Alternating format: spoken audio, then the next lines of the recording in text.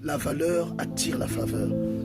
Je souhaite dire à quelqu'un ce matin que la valeur attire la faveur. Si vous prenez de la valeur, vous gagnerez en faveur. Et j'aimerais dissiper une confusion. La valeur n'est pas forcément liée à un emploi. Elle est liée à une compétence.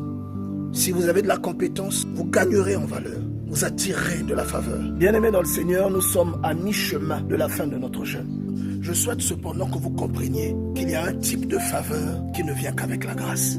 La grâce s'obtient par l'obéissance des principes divins. Et l'obéissance vient de la connaissance des principes divins, qui elle-même est le produit de la révélation. Il y a une différence entre savoir quelque chose et connaître quelque chose. Savoir, c'est être informé. Connaître, c'est expérimenter. Connaissez-vous Dieu? Dans le livre de Jean au chapitre 4, la femme samaritaine savait qui était Dieu, mais elle ne le connaissait pas. À l'époque de David, il y avait des prêtres. David n'était qu'un simple berger. Mais aucun de ces prêtres n'a eu une révélation identique à celle de David. Si vous lisez le psaume 89, vous comprendrez que la grâce de David est venue de la révélation qu'il avait de Dieu. Et que cette révélation est venue du temps qu'il a passé à rechercher son Dieu. Il y a un type de faveur que la compétence seule ne suffit pas à octroyer à quelqu'un. C'est le type de faveur que vous verrez dans la vie d'un chrétien né de nouveau. C'est le type de faveur que vous verrez dans la vie de quelqu'un qui obéit à des principes divins et qui les met en pratique.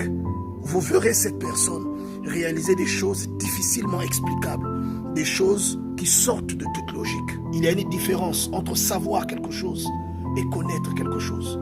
Connaissez-vous Dieu? Le jour où vous connaîtrez celui que vous servez, vous sortirez de l'ordinaire. Vous illustrerez des choses que les gens associent à l'histoire, des choses que les gens associent au temps biblique. Ces choses seront visibles dans votre vie. Romains chapitre 10 verset 17. Or la foi vient de ce que l'on entend. Ce que vous entendez détermine ce que vous comprenez.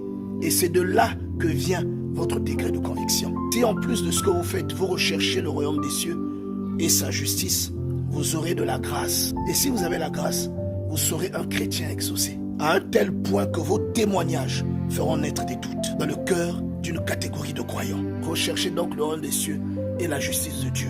Menez une vie de sanctification. N'oubliez pas le jeûne, la prière et la méditation de la Bible. Cela étant, vous commencerez à illustrer des choses différentes de celles que vivent la plupart des chrétiens de notre ère.